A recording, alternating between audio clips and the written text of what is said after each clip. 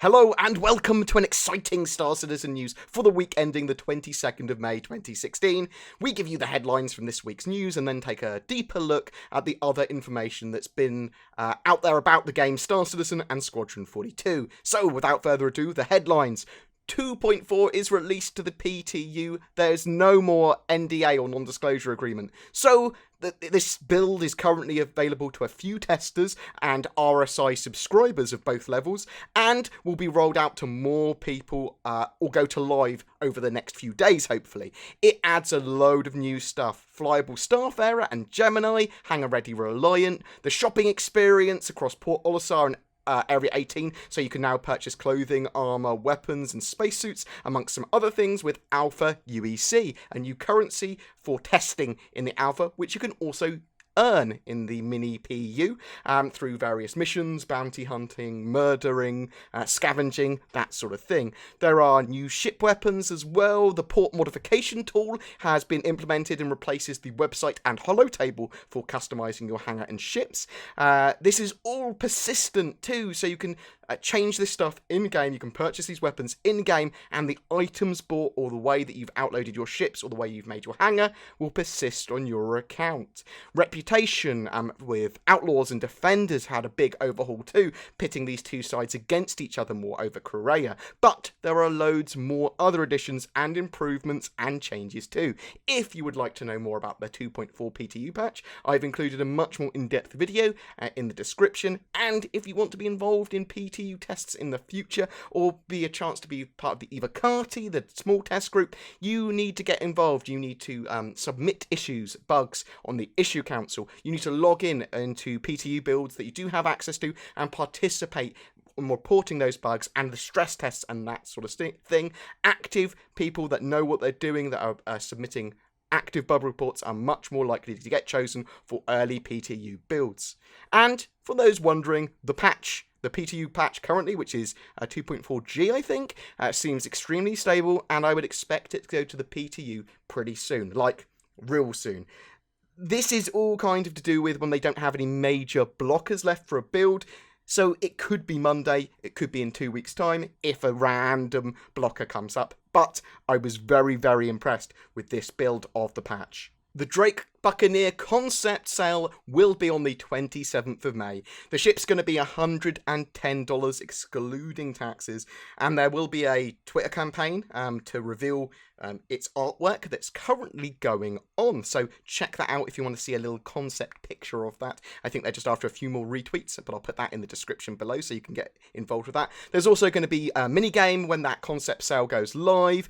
The Buccaneer is pegged to be a pirate interceptor and will fill the dogfighting role that the Cutlass can't anymore, because the evolution of the Cutlass has taken it in a slightly different direction.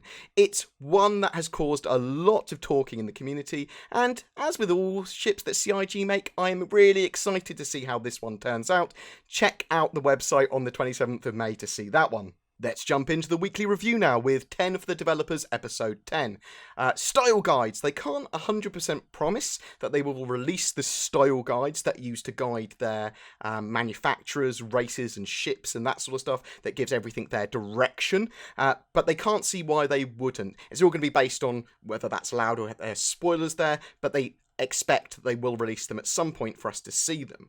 Clothing layering system. So Star Citizen will have a layered clothing system. They've been working on a system to get it working functionally without clipping or other problems. But it will fold and compress your clothes when it's under multiple layers. So you're going to be able to wear a shirt under your jacket and it will deform and layer properly is the idea. Realism. The bodies of characters are based on 3D scans of real people. The idea is to have a realistic look about them, but have a slight fantastical element for clothing. Character creator. The characters, or the character in Pupil to Planet was a real 3D head scan of someone. They would like to get all of these characters, their 3D head scans, into Squadron 42 and the Persistent Universe, if plausible, and this will all be used for player customization, amongst other things. Loose clothing physics. They want to do loose-fitting clothing, if possible, like trench coats, but this is something for the future and will need some research and development.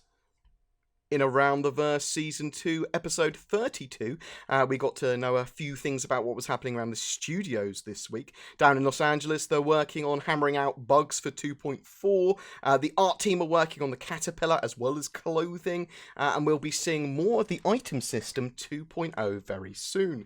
Down in Austin, they've been updating that weapon inspection animation for 2.4, which you'll see if you look at my video on 2.4 and shopping.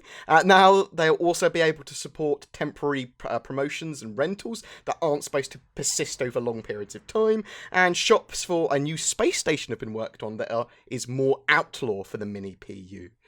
Down in Foundry 42 UK, they've been working on weapon VFXs for a size 5 bearing cannon and a plasma shotgun too, and they finished work on a new weapon currently being called the Scattergun by Amon and Reese. It shoots like 8 projectiles like a shotgun. Boom! It's pretty cool. Foundry 42 Frankfurt, they've been doing a lot of stuff in the German studio. A lot of it is continuing work from their last update, but some other notable things they've been doing. There's been really great progress on the procedural planets. They're also working on water and its movement on planets. Lots of general bug fixes and optimizations. They've worked on the railgun, and with AI, they've continued work on subsumption. This week's ship shape was about the Caterpillar, and this covers some of the re-whiteboxing of the Caterpillar and some of its development process. If you're excited by this large Drake ship and its interior and that sort of stuff, check this out. It's awesome to see the way that they get developed, and there's a lot of talking about the Caterpillar here. It's a great piece. Watch it. The Lawmaker's Guide this week as well was Tamsa and Min systems. If you're interested in that sort of stuff, check that out. This week's MVP was Arkno Rayborn for his teaser called Ghost Strike. I'm not sure if I said your name right. I've got it written in front of me, but I'm the worst at reading stuff. That video teaser, though, is pretty cool. And this week's ATV Fast Forward was the second part of the piping system, looking at hacking and some of the other ways that you'll be interacting with stations and lighting and stuff on stations. It's pretty cool. It shows us the super early prototype, and last week, the week before, we got to see the way the piping system interacted with lights, the way you could break doors, that sort of stuff. It's worth a look if you're kind of enjoying or want to see more of the development process. And finally, in Reverse the Verse, there was a few other things that we haven't discussed previously in the news. There's some new merchandise being made, a Big Benny shirt, a Big Benny's patch, and a Squadron 42 hoodie. And the subscriber flare for this month is going to be a cactus, and that's going to come to us as soon as 2.4 goes live. There's an improved patching system coming along at some point. The next week's ATV subscriber or RTV subscriber special is in fact on networking and persistence, so get questions in if you're a subscriber. They'll be asked if they're any good. There's a couple of ship updates as well. The Carrack's going to be beginning active production pretty soon. The Buccaneer is scheduled later in the year to get finished. The Dragonfly will be shown off in the near future, and the Banu Merchantman is scheduled for later in the year, but the Carrack will be coming first. And that's it for the Star Citizen news this week. 2.4's live, that made me so excited. I'm going to get back to playing that and farming some Alpha UEC on the PTU. Remember, guys, if you comment on any of my content during May, you have a chance to win a MISC Prospector, so get commenting. Also, one lucky commenter from this particular video will win a HCS voice attack Cody thing, so that you can interact with AI on your ship. It will be voiced by William Shatner, the Shatnality himself. It's called Orion. It's really cool. And it's done all like the pre-programmings for voice attack for you already, and that's the joy of these packages. You do need to train your voicey talky thing on your computer, but this has all the bindings and all the stuff already done for you, so it's really so much easier than normal. Anyway, I'm rambling because I'm hot, and not in a good way. It's 1,000 degrees in my room. That's a slight exaggeration. I'm gonna go now, but take care, guys. Don't forget to like and subscribe, and I will see you in the verse. Thanks, guys.